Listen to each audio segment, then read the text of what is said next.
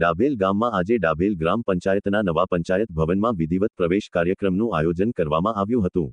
ઘણા લાંબા સમય બાદ ડાભેલ ગ્રામ પંચાયતને પોતાનું નવું પંચાયત ભવન મળતા ગ્રામજનોમાં આનંદ અને ઉત્સાહનો માહોલ જોવા મળ્યો હતો.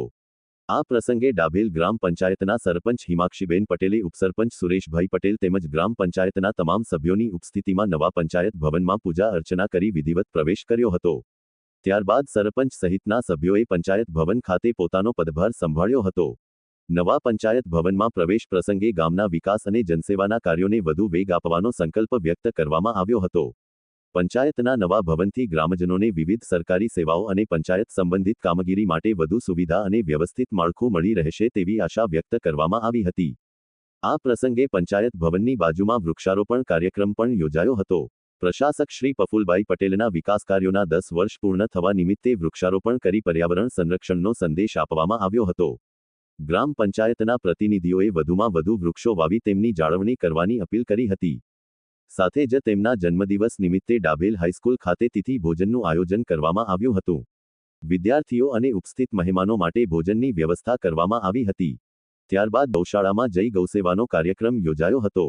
ગૌમાતાને ઘાસચારો, ઘઉં અને ગોળ ખવડાવી ગૌસેવા કરવામાં આવી હતી.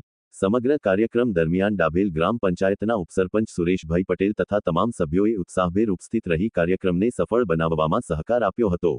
વિવિધ સેવાકીય અને વિકાસલક્ષી પ્રવૃત્તિઓના આ આયોજનથી ગામમાં એકતા, સેવા અને વિકાસનો સંદેશ પ્રસર્યો હતો.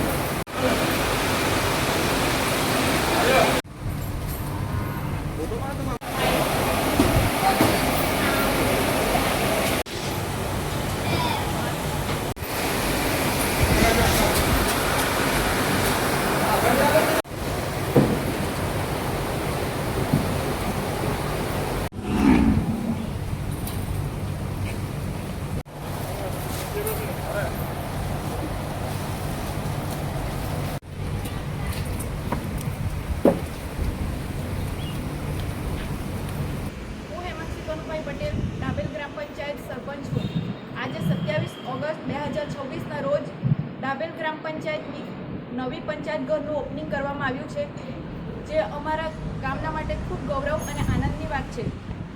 28 ઓગસ્ટના રોજ દમણ દીવ અને દાદરા નગર હવેલી તેમજ લક્ષદ્વીપના પ્રશાસક શ્રી પ્રફુલભાઈ પટેલજીના જન્મદિવસના અવસર નિમિત્તે આજે આ પંચાયતનું ઉદ્ઘાટન કરવામાં આવ્યું છે. એ પંચાયતથી અમારા ગામના વિકાસ માટે સારા કામો થશે એવી અમે શુભેચ્છાઓ પાઠવીએ છીએ.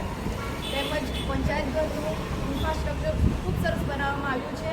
તો આ પંચાયત બદલ અમે પ્રશાસક સર તેમજ દમણ પ્રશાસનનો ખૂબ ખૂબ આભાર માનીએ છીએ. ધન્યવાદ. બર્થડે નિમિત્તે બીજા પણ કયા કાર્યક્રમ રાખવામાં આવે છે તમારા તરફથી?